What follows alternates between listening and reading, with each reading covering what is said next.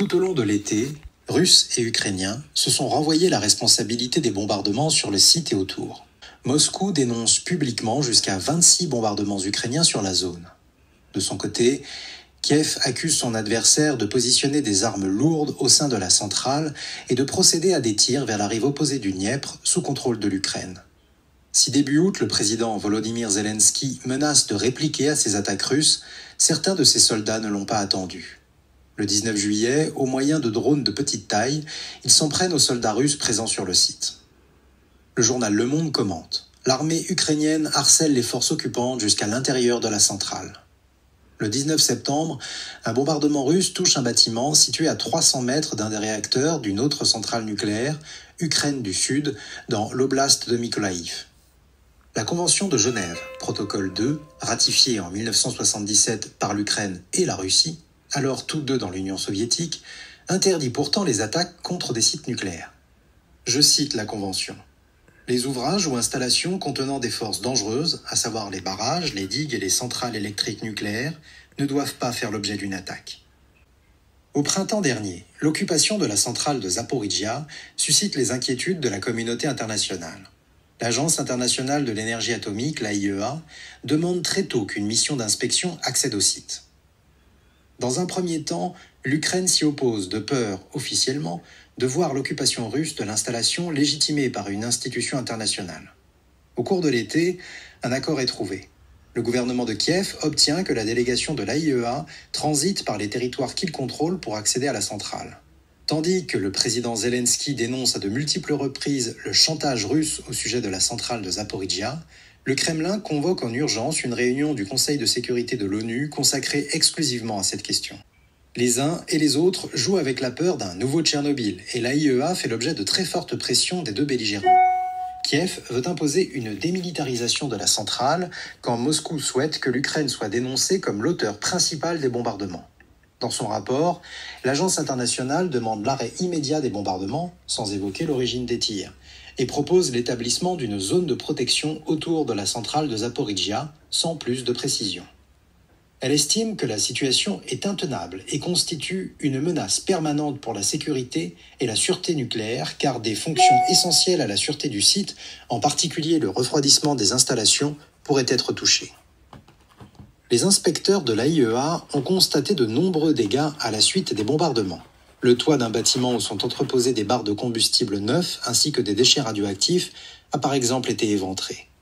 Ils s'inquiètent aussi des conditions de travail des techniciens ukrainiens soumis aux pressions de l'armée russe. Zaporijia ne constitue pas uniquement un enjeu de sûreté nucléaire. La centrale représente un but de guerre à vocation géopolitique.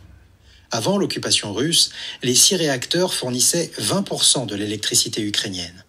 L'indépendance énergétique de l'Ukraine se joue donc dans les coulisses du conflit, notamment autour de la question du raccordement électrique de la centrale. Lors de sa visite du site, l'AIEA a constaté que de nombreux bombardements avaient ciblé les lignes à haute tension en direction de l'est de l'Ukraine, en partie occupées par les Russes, ainsi que les stations de raccordement et les transformateurs électriques. Le 25 août, la centrale est déconnectée durant quelques heures du réseau ukrainien et l'Ukraine craint que les Russes ne la raccordent à leur propre réseau.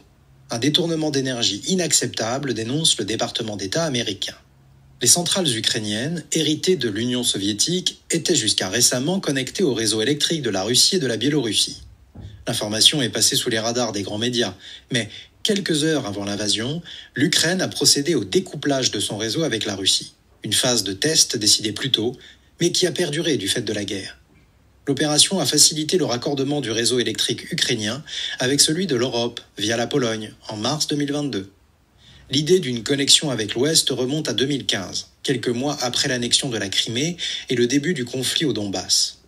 Il reçoit le soutien de la France, qui mobilise son gestionnaire Réseau de transport d'électricité RTE pour aider les Ukrainiens, ainsi qu'EDF Trading pour assurer une partie du financement.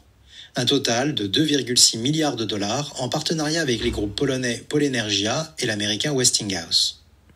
À terme, l'Ukraine souhaite exporter de l'électricité bon marché aux pays européens.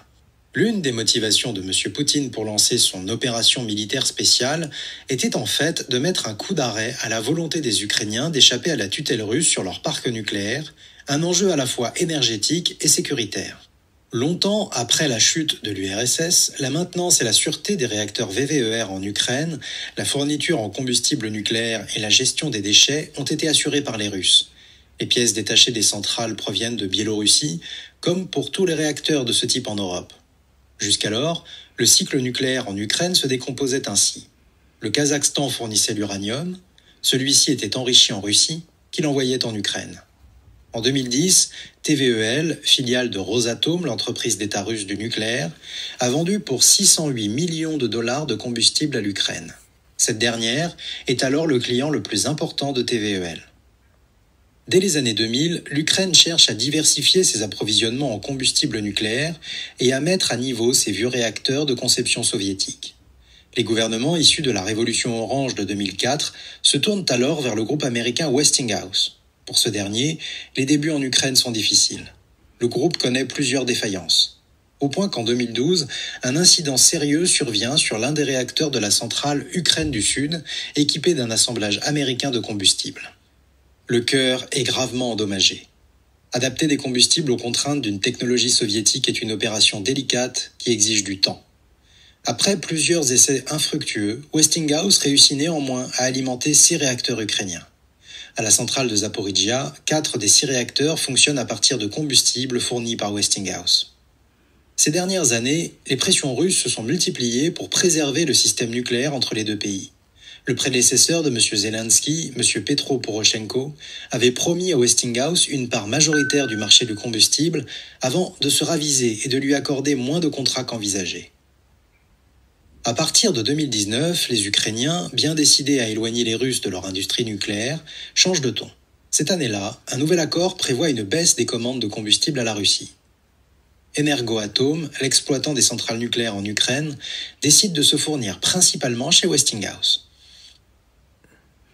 2 ans plus tard, tout s'accélère. En août 2021, un accord de coopération américano-ukrainien prévoit la création par Westinghouse d'une usine de fabrication de combustible nucléaire. 1 mois plus tard, la société américaine et Energoatom signent un protocole d'accord représentant 30 milliards de dollars pour la construction de 4 réacteurs AP1000 en Ukraine. En juin 2022, un nouvel accord est signé. Westinghouse construira en tout 9 réacteurs dans le pays. Discrètement, le groupe américain lance son offensive dès 2018 sous l'impulsion de l'administration Trump qui souhaite que les États-Unis reviennent en force sur le marché du nucléaire civil mondial face à la Chine et à la Russie.